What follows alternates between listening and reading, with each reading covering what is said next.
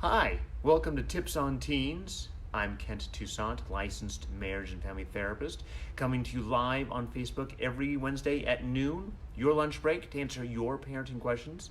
I am the founder and clinical director of Teen Therapy Center and also the executive director of Child and Teen Counseling right here in Woodland Hills, California. Let's jump to today's question. My son's pediatrician has been pushing the idea of antidepressants lately. I'm skeptical because I've heard horror stories from other parents. Isn't there a pretty big risk of suicide while using antidepressants? Is there a specific one that is safer than others? I don't want to put my son in any danger. So first, I have to acknowledge that I am not a medical doctor. I cannot give you any direct medical advice. But I do work with kids all the time who are, some take medication or parents who take medication. So I'm going to talk in generalities. First off, if your pediatrician is encouraging you towards antidepressants, my hunch is your child, your teen is dealing with some significant depression. Can't get out of bed, won't go to school. Possibly suicidal ideation already. That's the kind of level that you'd maybe want to consider medication for. And granted, I don't believe that medication is the answer for everything. I don't think it's the worst thing you can do for your child, but I don't think it's the first thing you do either. If your child is going to school, exercise, healthy eating, healthy sleep, these are all really good antidepressants. But if your kid cannot do these things because your kid can't get out of bed, that's a problem. Also, if you do decide to use medications, make sure you've got a really good relationship with your doctor. If you think your pediatrician is qualified to prescribe psychotropic medications for things like anxiety and depression and whatnot, and you trust that doctor, then maybe your doctor's giving you some sound advice. Some people want to go to experts, child and teen psychiatrists. These are people who focus just on medication, psychotropic medication for kids and teens. You may want to consider that. Again, it may be a lot more expensive.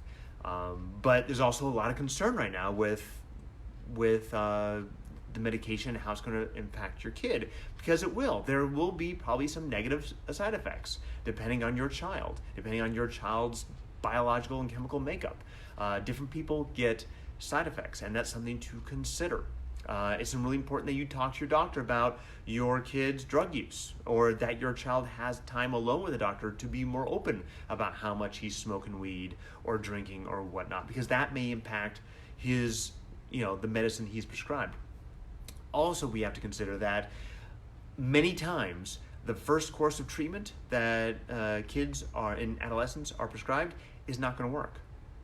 Doctors don't know exactly which medication. There's a lot of medications out there. They got to try to go with their gut and figure out which is the best medication for your kid and what's the right dosage.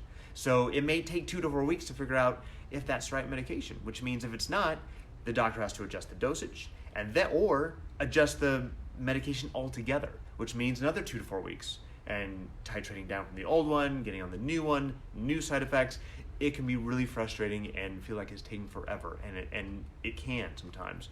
So with that in mind, as a therapist, and this may be biased, but I see how it works, if someone is on psychotropic medication, they should be in therapy, because the medication is there to help balance things out so that person can do the work to get on top of it. If your kid's dealing with depression, and that medication helps level him out enough where he can actually start doing the work. He can start processing his feelings, identifying how he feels, explore them, express them in a healthy way, get out of bed, find the motivation to exercise, to be creative, to get out and meet with friends. Those are things that will help him get on top of that depression, hopefully.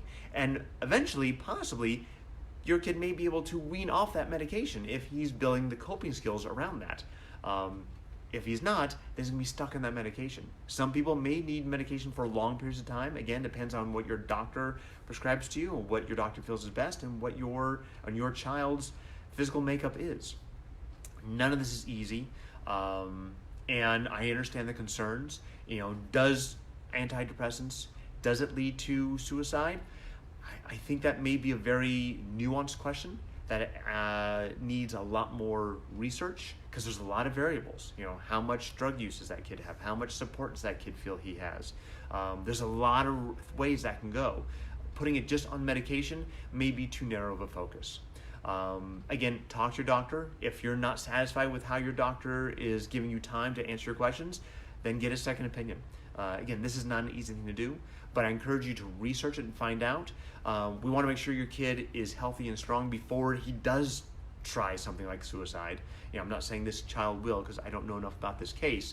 But if your pediatrician is really pushing antidepressants, if your pediatrician is honorable and is good at what they do, there may be something going on behind that. So talk to a doctor, talk to a psychiatrist, get into therapy, and get some of this worked out. Anyways, that's our question for today.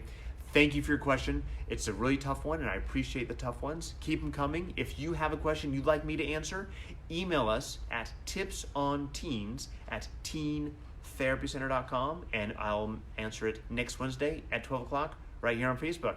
Talk to you then. Bye-bye.